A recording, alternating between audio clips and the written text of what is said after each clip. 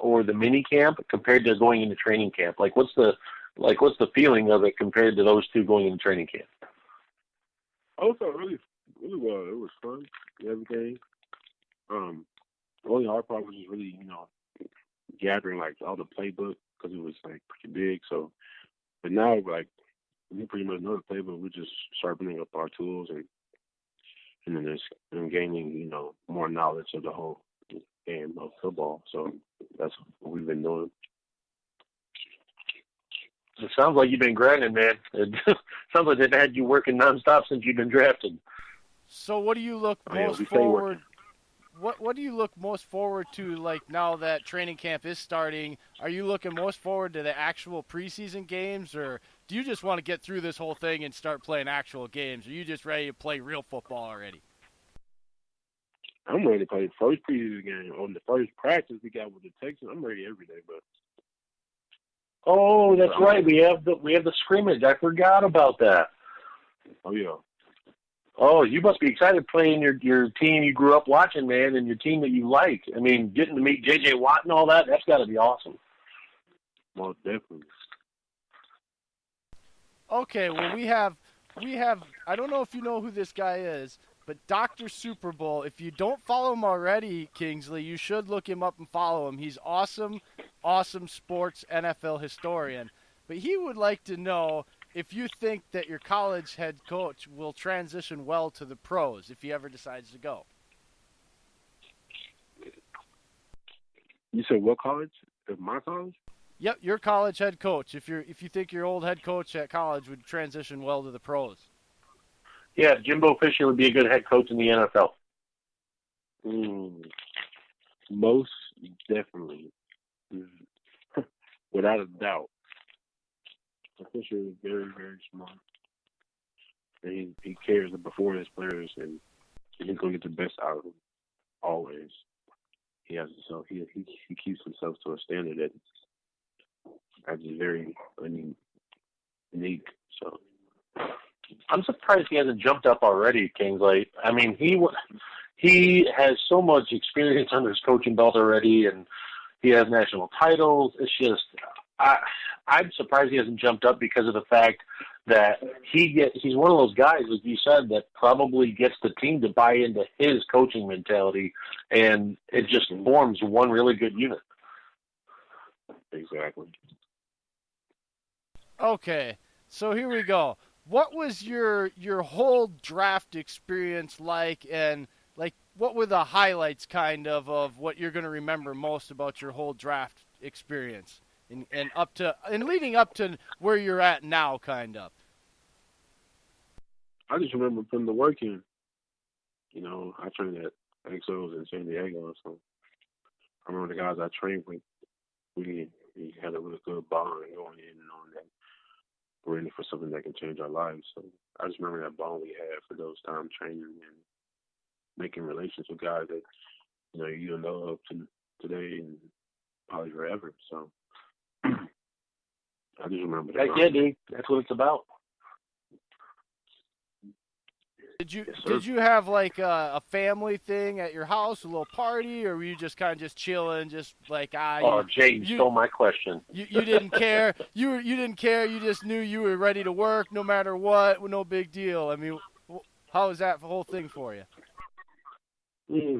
I was very happy, but I was already thinking about what's next for me.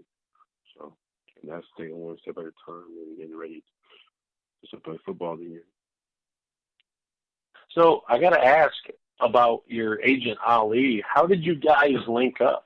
I mean, did you already have him ready before your senior season, or did you link up during that season? And I mean, how did you guys meet? Well, we had a good connection going in because we had the interviews, in college to meet agents, and I felt a good connection with him, and that was it.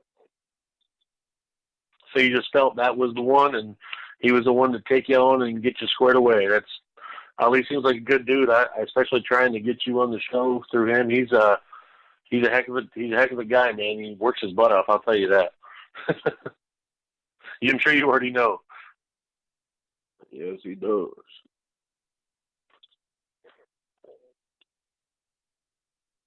So I have one more question for you, Kingsley. I'm pretty sure I know it's getting late, and I know you probably want to get off because, like I said earlier, we're boring. I know we're probably boring you because we're just two Tigers fans. I got to say, I'm enjoying it. Oh, I see. I got to crack jokes every once in a while. I'm just that guy. So, who to you is more influential right now as like a veteran? Is it like Clark? Is it Daniels? I know that all of them have like some impact on you and like teaching stuff, but who's really taking you under your wing to kind of show you the ropes a little bit, if anything? If all the vets are, man. They're all communicating with us. You know, putting us in positions to, to succeed and to know what's coming, what to expect, and how to, make the play from it and stuff like that. So it was all the guys have been really helpful to me. They offers teaching me every guy in there, honestly. So that's how we operate. With that, what is your favorite move when the ball snaps? Is it like a bull rush or is it like a hump move? Like, what is it? What's your favorite move to get on like an interior lineman or a tackle? I'm gonna say I don't really have a favorite move. Just whatever gets to the QB. Yeah, it's just all effort. Now, did you ever do any type of martial arts training or anything? Because I did 10 years of MMA. I had 6 amateur fights. It was pretty good before I broke my neck. But I noticed a lot of defensive coaches, use a lot of boxing, jiu-jitsu, and Muay Thai techniques for pass rushing and even receivers off the line. So have you ever done anything like that in your training to give you some vaster hand fighting techniques and footwork skills? No, I haven't. But I'll tell you what I did do. Well, tell us. I do heels. We got to know. I do heels and I do yoga. Yoga? Really? As big as you are doing yoga? Man, I can't even do yoga. That's damn impressive. And lift in the weight room. Man, I'm 6'3", 350, Kingsley, and I'm telling you what, if I even try to move my leg at a certain degree angle, it feels like I pulled a hamstring. Wait, how much you say you weigh? I'm 6'3", 350. You want him to be on the defensive line with you eating blockers? No, I'm too old for that. I'm going to take him to Texas Roadhouse. And we're going to get them rolls in. Nah. Oh, believe me, I can keep up. Don't doubt that. I know y'all NFL players can eat, but I'm telling you, I can keep up. Dude, I might be 5'8" and 168, but dude, trust me, I can sit down at a table with you big boys and put down as much food as y'all.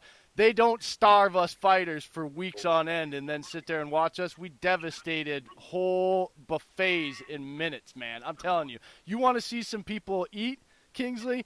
Go to an MMA post the night before and watch the fighters all eat right after they hit weigh-ins. Man, it'll make you guys NFL players think that y'all got some real good table etiquette.